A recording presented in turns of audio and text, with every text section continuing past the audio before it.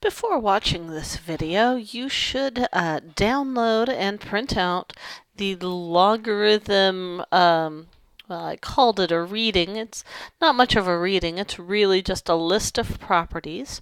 You'll want to have that handy. I will be referring to it continually during this video, but I will not be leaving it on screen. And all of the, I will say, whoops, you will need to memorize all of these rules for the test.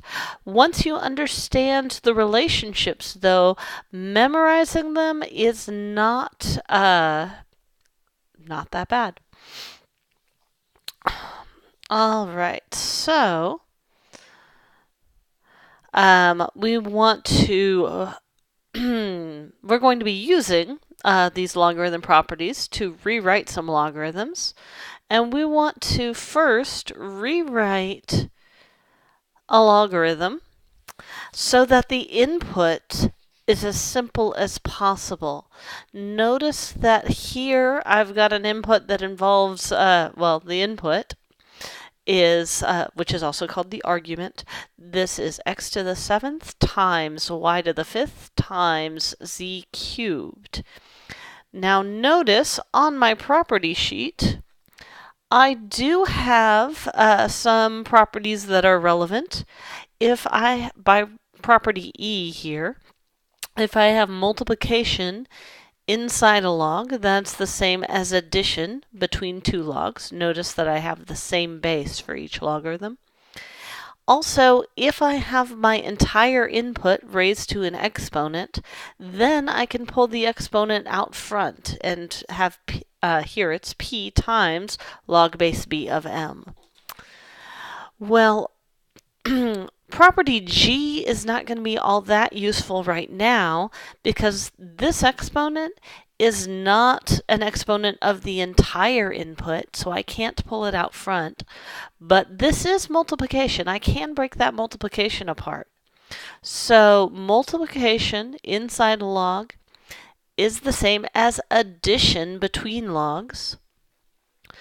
So instead of log base 4 x to the 7th times y to the 5th times z cubed, all as one logarithm, I've got log base 4 of x to the 7th plus log base 4 of y to the 5th plus log base 4 of z cubed.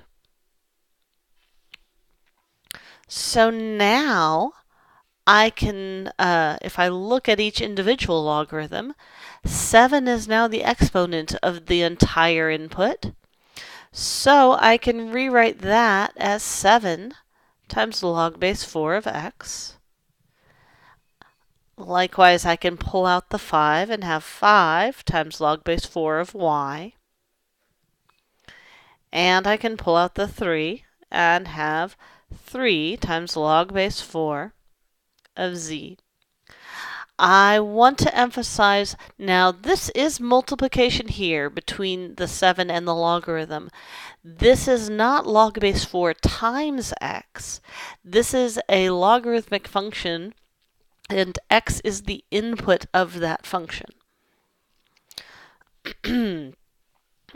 All right, let's do another one. Now I have ln, which remember is the natural log. That's a logarithm with a base of e, where e is that special number that's approximately 2.7. I can break this apart. Notice that I do have multiplication in here. I also have division. So I will be using the rule that we just used, which is e on our property list. I will also be using f.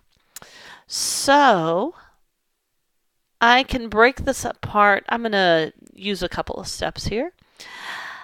It's division between AB and C. So I have the log of AB minus the log of C. And notice that when I'm reading this, I did say log, and that's fine. You need to be aware of what log you're taking. This is a natural log, which is a logarithm. People also just say the natural log, and sometimes people say ln. So ln of AB minus ln of C. Now I can break this one apart because that has multiplication in it. And that is ln of A plus ln of B minus ln of C from the previous line. And now each input is as simple as it could possibly get. All right, now I have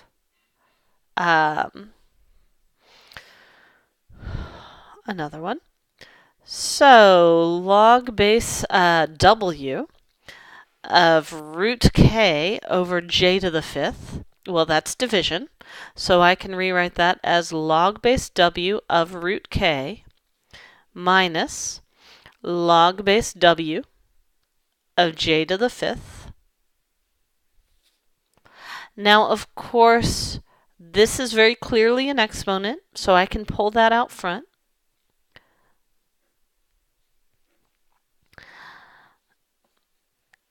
And one thing, we want to get this simpler if at all possible.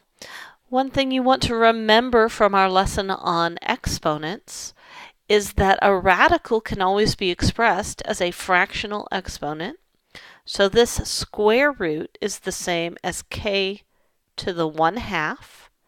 Now that I have it written as an exponent, I can pull that exponent out front, and what I have is log of 1/2 W. Sorry.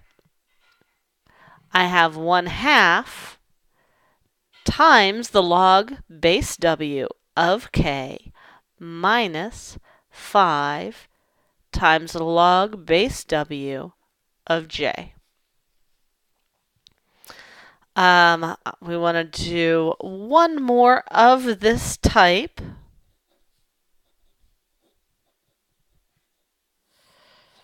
Oops, sorry. One more of this type. Just to point out what we cannot do. I do have division here. Notice that I have a log without a base written. That means my base is 10. This is a common log, and I don't need to write that base. So this, using that same division property, which is f on our list, I can have log of x minus log of x plus 3. So this x is clearly as simple as that gets.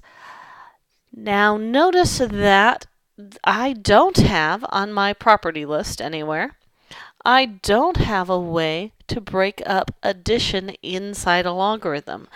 There just isn't a way to simplify this anymore. And so this is as simple as it gets. You can break apart multiplication when it's in the input of a log, but you cannot break up addition or subtraction. Now, let's work a different type of problem. We want to rewrite some problems as a single logarithm. So to essentially go in the opposite order of what we had been doing.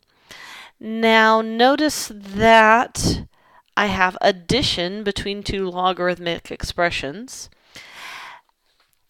If it weren't for these numbers out front, I could use property E in the opposite order, starting with something like this side and ending up with multiplication in the input. But I do have these numbers in front. Fortunately, I can use property G to pull them inside as exponents to the inputs. So let's do that as our first step. So this is, so the 3 times a log base C of W is going to be log base C of W cubed.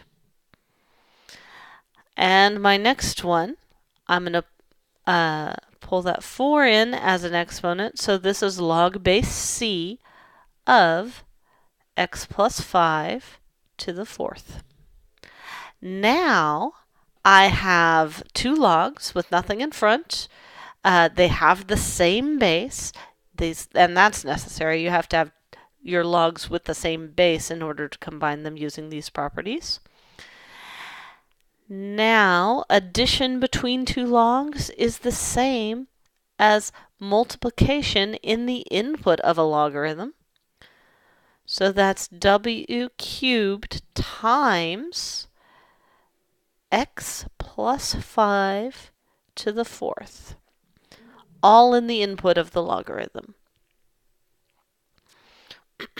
Now let's do the next one. Again, we have some numbers out front. Our first step will be to pull those in as an exponent. So that's log base 2 of k to the 1/2 minus log base 2 of m to the 10th. So I pulled in the 10 to be that exponent. That again is using this property g from our properties list. Now I have subtraction between two logs. That means by property f, I can rewrite this as division in the input of a single log. So log base 2, k to the 1/2 over m to the 10th. And that is written as a single logarithm. I will point out one thing I can do that might be useful depending on what you are going to do with this next, is recognize that I do have a fractional exponent, and fractional exponents can be always written as, well, rational exponents at least, can always be written as radicals. That is a 1/2. And so this is a square root of k on top. And m to the 10th stays as m to the 10th on bottom. And that is how we can use those logarithm properties to rewrite some logarithms in what are some useful ways.